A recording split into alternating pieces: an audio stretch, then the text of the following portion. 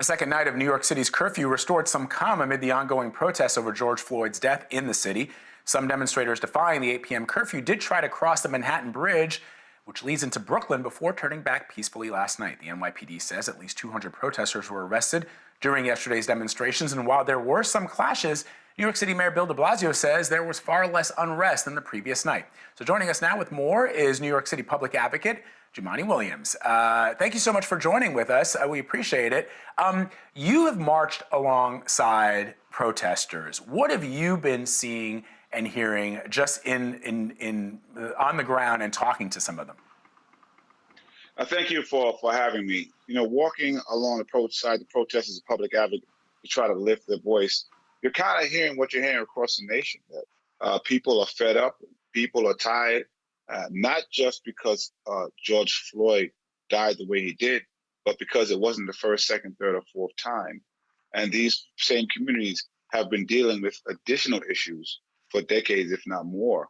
We're coming off of coronavirus, where this community was disproportionately affected by deaths. We're dealing with mothers who die at a higher rate in childbirth because people don't believe their pain, and so much more. And people are just fed up and wishing that someone would come in and address that pain, address that anger, instead of responding with a curfew and 4,000 additional police on the street.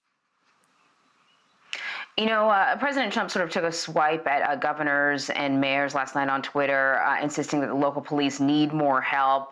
You know, we've heard him threaten to call in the military. You know, if you could speak to the president, what do you want him to know? It's quite honestly, it's exacerbating. This president is almost a waste of time, and I wish people would just work around him. He has very clearly shown himself to be inept. He's very shown himself not to be particularly intelligent, and just a bigot that wants to push forth bigoted views.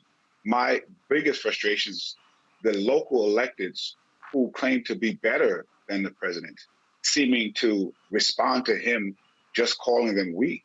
And it seems to me that they're trying to almost outdo the president just with a smaller army. So those are the people that I think are redeemable in terms of trying to say, let's put forth a plan to respond to the pain and anger. Bill de Blasio, Andrew Cuomo, if you're that different, what is it that we're doing now that will prevent us from getting to this space again? What if we spent half of the energy that we're spending to push down the protests, to actually put forth a plan to address the justified anger and pain that we see out there? Can I ask you if you've seen ways or have seen proposals of constructive ways to lessen the tensions between the protesters and the police here in New York City?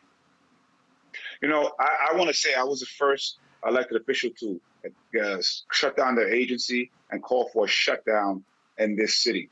The mayor and the governor did not listen. That was during the pandemic of COVID at the beginning. Had we done so, we wouldn't be where we are. So I know that this is a tool.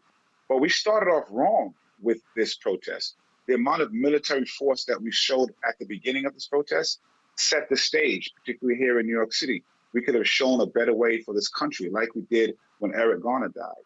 But to the extent we're here now, I don't think it's more tension, it's less. Allow some of the protesters to express their pain and anger in a way that is constructive.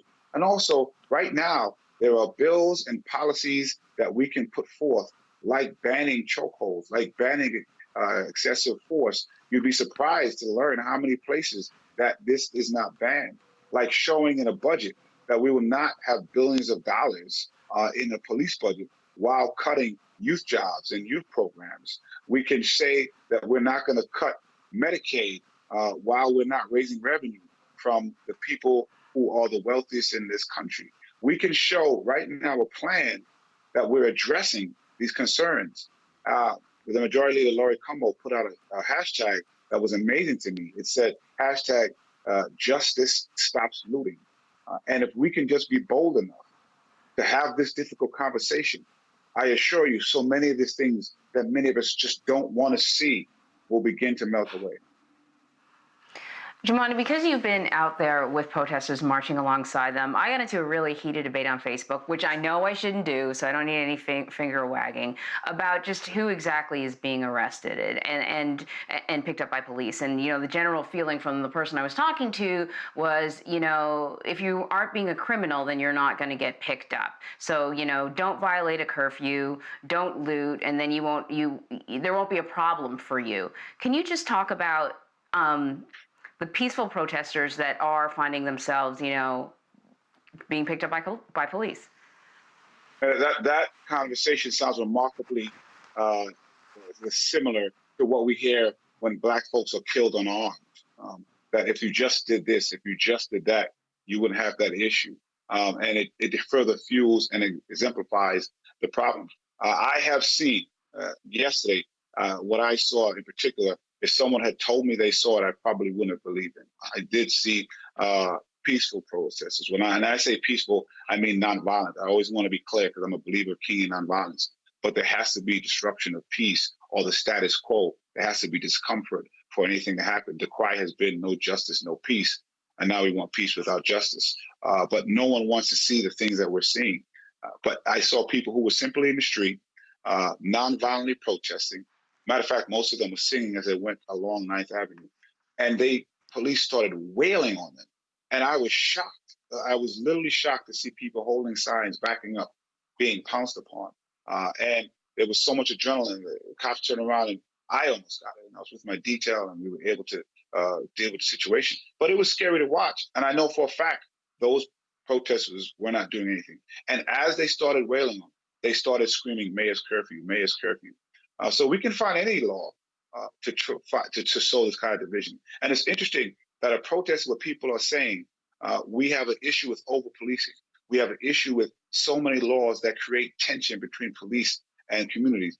The response to that is, instead of a plan of how to deal with this, is additional police once again, and another law that can create tension between communities. And so all we're saying is let's just have, at minimum, the real conversation while we're doing this. And that's what leadership is about. And right now, I don't really see much on the city, the state, and the federal level.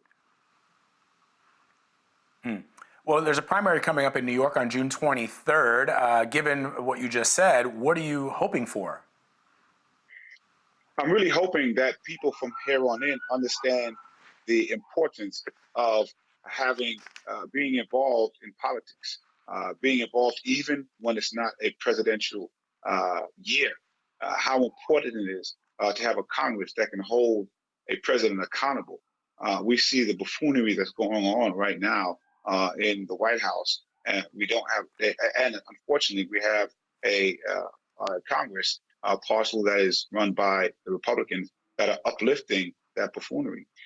Even on the local levels, we see the importance of having local leaders, city and state, to try to prevent that orange madness from coming down in the way that we've seen in other places. And so my hope is that people really, really take it to heart to make sure that you mail in that ballot and you vote.